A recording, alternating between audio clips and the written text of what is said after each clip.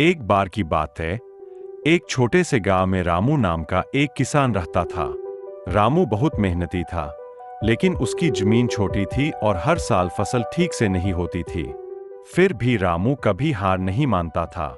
वह सुबह सूरज निकलने से पहले उठ जाता और अपने खेत में काम करने चला।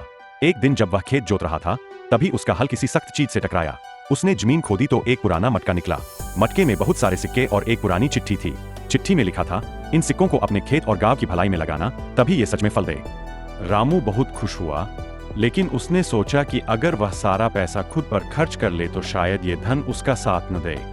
उसने गांव के स्कूल की टूटी छत ठीक कराई, कुएं की मरम्मत कराई और खेत में नई तकनीक से पानी देने का इंतजाम किया।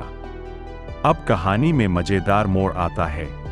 कार्टून में दिखाया जा सकता है कि कैसे रामू मशीनों और गायों से बात करता है। गाय गौरी उससे बोलती है, रामू भैया, अब खेत में पानी की कमी नहीं होगी। रामू मुस्कुराता है और कहता है, हाँ गौरी, अब हम सब मिलकर गांव को हरा भरा बनाएंगे।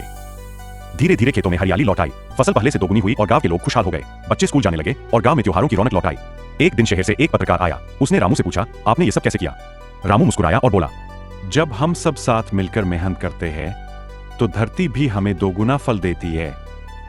कहानी के अंत में कार्टून में दिखाया जा सकता है कि रामू अपने खेत में बच्चों के साथ पेड़ लगा रहा है, गौरी गाय घंटी बजा रही है और आसमान में इंद्रधनुष चमक रहा है।